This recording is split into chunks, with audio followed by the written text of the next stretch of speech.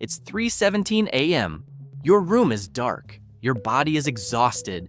You should be unconscious right now. But your brain is replaying a conversation from 2014 and analyzing every alternate response you could have given. You haven't been able to stop thinking for 2 hours. And the worst part? You don't even care about that conversation. If your brain treats sleep like an opportunity to schedule its busiest meeting, welcome. You're about to feel painfully seen. Because today we're breaking down the psychology of overthinkers, the people whose minds refuse to come with an off switch. And by the end of this video, you'll understand something about yourself most people will never figure out, including very possibly why trying to stop overthinking is exactly what keeps it going. First, let's clear something up. Overthinking is not the same thing as worry. Worry has a target, bills, a deadline, your mom's weird voicemail. Overthinking has no target. It's worry with no off-ramp. Researchers call it rumination, and it's defined as repetitive, passive thinking about your problems and their possible meanings without producing any solutions. That last part is the trap. An overthinker isn't trying to figure something out. Their brain is simulating outcomes, replaying past moments, and scanning for hidden meaning endlessly, and it disguises all of this activity as productive thinking when it's actually the mental equivalent of a hamster on a wheel. Here's what's actually happening in your head. Your brain has a network called the default mode network, basically the brain's idle screen. It activates whenever you're not focused on a specific task. For most people, the default mode network is a quiet hum in the background. For overthinkers, it's the loudest part of the orchestra. Studies using fMRI scans have shown that people who score high on rumination have a default mode network that's almost permanently overactive. And the connection between that network and the brain's emotion centers, especially the amygdala, is unusually strong. So when an overthinker's mind drifts, it doesn't drift to neutral places. It drifts to threats, regrets, and worst-case scenarios. And there's another piece, the prefrontal cortex. The part of your brain responsible for analysis and planning is also working overtime.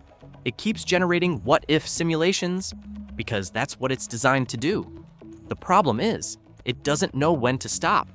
It's like a search engine that keeps generating results even after you found the answer. A 2018 study from the University of Western Ontario found that overthinkers actually use more glucose, more brain fuel, at rest than non-overthinkers do. Translation: you are literally using more energy doing nothing than other people use to actually live their day. That's why a Saturday spent doing absolutely nothing somehow leaves you more drained than a Saturday spent at work. Your brain isn't broken.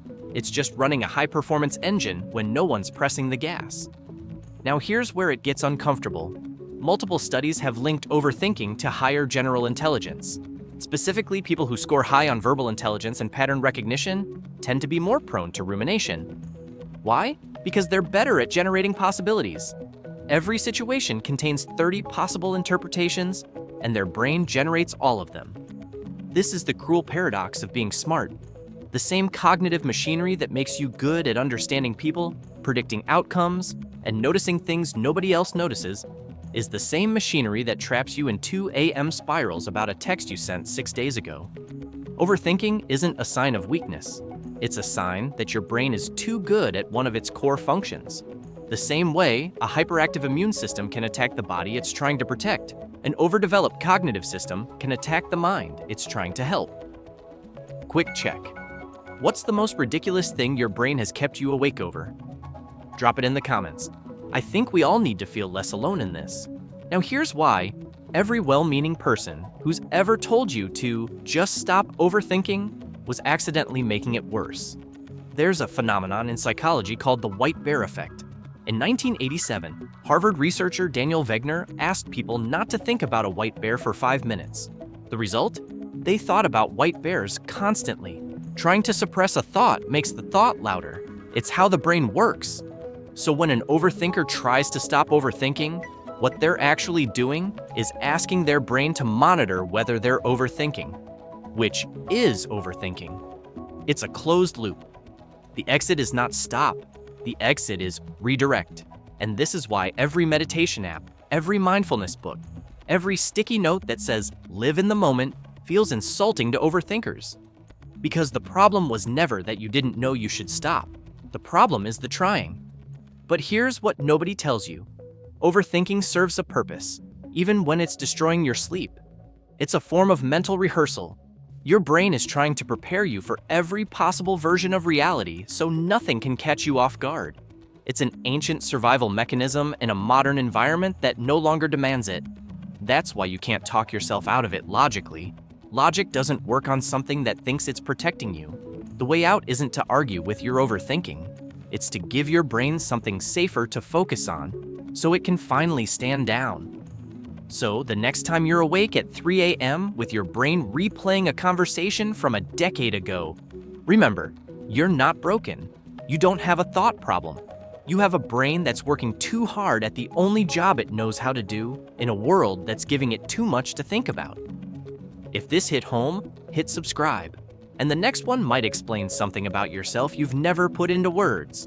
Speaking of which, there's a reason some people apologize even when nothing was their fault, and it usually has nothing to do with politeness. Stay tuned for the next video on Wednesday. You will understand why